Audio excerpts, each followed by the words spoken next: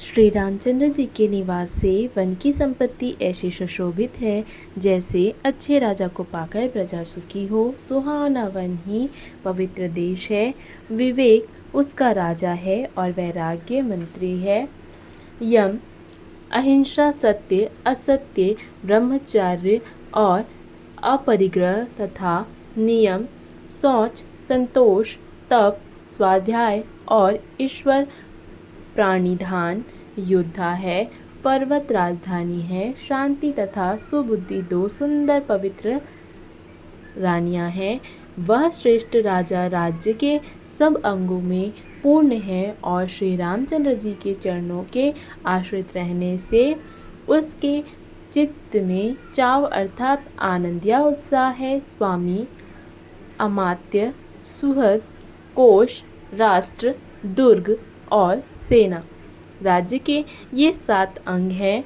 मोह रूपी राजा को सेना सहित जीतकर विवेक रूपी राजा निष्कंटक राज्य कर रहा है। उसके नगर में सुख, संपत्ति और सुकाल वर्तमान है। वन रूपी प्रांतों में जो मुनियों के बहुत से निवास स्थान हैं, वही जैसे शहरों, नगरों, गांवों और खेड़ों का समूह है। बहुत से विचित्र पक्षी और अनेक पशु ही जैसे प्रजाओं का समाज है जिसका उल्लेख नहीं किया जा सकता।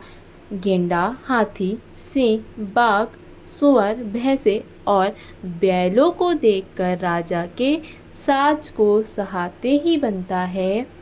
ये सब आपस का वैर छोड़कर जहाँ तहाँ एक साथ विचरते हैं। यही जैसे चतुरंगिनी सेना है। पानी के झरने झर रहे हैं और मतवाले हाथी चिंगाड़ रहे हैं। वे ही जैसे वहाँ अनेक प्रकार के नगाड़े बजा रहे हैं।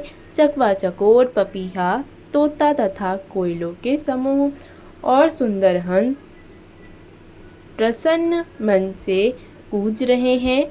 भौरों के समूह गुंजार कर रहे हैं और मोर नाच रहे हैं। जैसे उस अच्छे राज्य में चारों ओर मंगल हो रहा है। बेल, वृक्ष, तृण सब फल और फूलों से युक्त है। सारा समाज आनंद और मंगल का मूल बन रहा है। श्री राम जी के पर्वत की शोभा देखकर भरत जी के हृदय में अत्यंत प्रेम हुआ। जैसे तपस्वी नियम की समाप्ति होने पर तपस्या का फल पाकर सुखी होता है। मास परायण 20वां विश्राम, 9वां परायण, 5वां विश्राम।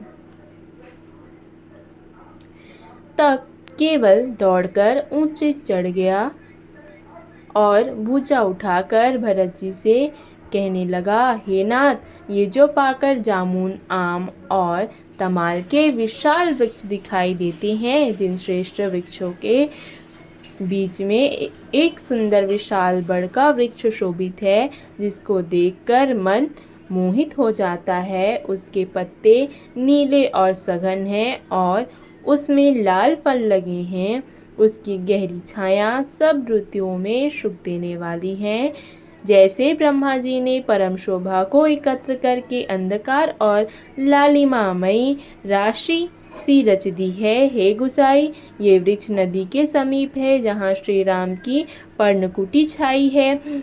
वहाँ तुलसी जी के बहुत से सुंदर वृक्ष सुशोभित हैं, जो कहीं कहीं सीता जी ने और कहीं लक्ष्मण जी ने लगाए हैं। इसकी बड़की छाया में सीता जी ने अपने कर कमलों से सुंदर वेदी बनाई है, जहाँ सुजान श्री सीता राम जी मुनियों के वृंद समेत बैठकर नित्य शास्त्र, वेद और पुराणों के सब कथा इतिहास सुनते हैं। सखा के वचन सुनकर और वृक्षों को देखकर भरत जी की आंखों में पानी उमड़ आया। दोनों भाई प्रणाम करते हुए चले। उनके प्रेम का वर्णन करने में सरस्वती जी भी सकुचाती हैं। श्री रामचंद्र जी के चरण चिन्ह देखकर दोनों भाई ऐसे हर्षित होते हैं जैसे दरिद्र पारस पा गए हो। वहाँ की रज की मस्तक रज को मस्तक पर रखकर हृदय में और आँखों में लगाते हैं और श्री रघुनाथ जी के मिलने के समान सुख पाते हैं। भरत जी की अत्यंत अनिर्वचनीय दशा देखकर वन के पशु पक्षी और जड़ वृक्ष आदि जीव प्यार में लीन हो गए। प्रेम के विशेष वश होने से सखा निषाद राज को भी रास्ता भूल गया। सब देवता सुंदर रास्ता बतलाकर फूल बरसाने लगे। भरत के प्रेम की इस स्थिति को देखकर सिद्ध और साधक लोग भी अनुराग से भर गए और उनके स्वाभाविक स्नेह की प्रशंसा करने लगे कि यदि इस पृथ्वी तल पर भरत का जन्म अथवा प्रेम ना होता तो जड़ को चेतन और चेतन को जड़ कौन कहता। प्रेम अमृत है, विरह मंद्राचल पर्वत है। भरत जी गहरे समुद्र हैं, कृपा के समुद्र। श्री रामचंद्र जी ने देवता और साधुओं के हित के लिए स्वयं इस भरत रूपी गहरे समुद्र को अपने विरह रूपी मंद्राचल से मत कर यह प्रेम रूपी अमृत प्रकट किया है। सखा निषाद राज सहित इस मनोहर जोड़ी को सघन वन की आड़ के कारण लक्ष्मण जी नहीं देख पाए। भरत जी ने प्रभु श्री रामचंद्र जी के समस्त